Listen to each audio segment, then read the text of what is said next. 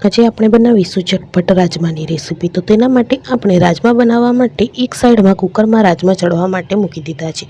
હવે તેની ગ્રેવી બનાવવા માટે આપણે કઢાઈમાં 2 થી 3 ચમચા જેટલું તેલ ગરમ કરી લઈશું। તેલ ગરમ થાય એટલે તેમાં આપણે 2 તેજપત્તા, થોડી રાઈ, થોડું જીરું અને હિંગ ઉમેરીને વઘાર કરી લઈશું। પછી તેમાં આપણે એક મીડિયમ સાઇઝની ડુંગળી, લસણ અને લીલા મરચાંની પેસ્ટ ઉમેરી લઈશું। તેને સારી રીતે મિક્સ કરીને 1 થી 2 મિનિટ સુધી સારી રીતે મીડિયમ ગેસ ઉપર તેને ચડવા દઈશું। 1 થી 2 મિનિટ પછી ડુંગળીની કચાશ દૂર થઈ જાય એટલે તેમાં આપણે સ્વાદ પ્રમાણે મીઠું, અડધી ચમચી હળદર, અડધી ચમચી ધાણા જીરું પાવડર, 1 ચમચી જેટલું લાલ મરચું પાવડર એડ કરીને બધા મસાલાને સારી રીતે મિક્સ કરી લઈશું।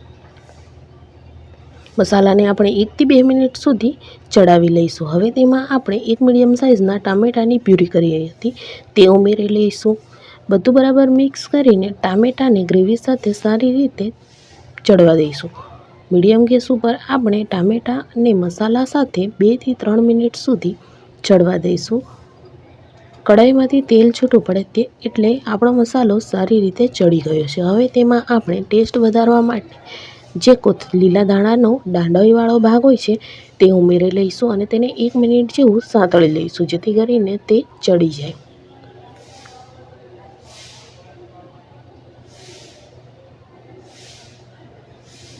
મસાલો સારી રીતે પાકી ગયો છે। હવે આપણે બોઇલ કરેલા રાજમાને મસાલામાં ઉમેરી લઈશું અને થોડા રાજમા રાખી લઈશું સાઈડમાં। રાજમાને સારી રીતે મિક્સ કરી લઈશું અને જે રાજમા આપણે થોડા રાખ્યા હતા તેને ચમચાની મદદથી મેશ કરીને આપણે રાજમામાં ઉમેરી લઈશું જેથી કરીને આપણી ગ્રેવી થોડી થીક બને। તેને બરાબર મિક્સ કરી લઈશું। હવે આપણને ગ્રેવી અકોર્ડિંગ પાણી એડ કરી લઈશું। ગ્રેવીમાં જ તમને જેટલી થિકનેસ જોઈતી હોય તે અકોર્ડિંગ આપણે નોર્મલ પાણી એડ કરી લેવાનું છે। બધું જ બરાબર મિક્સ કરી લઈશું અને તેને મીડિયમ ગેસ ઉપર ઉકળવા દઈશું।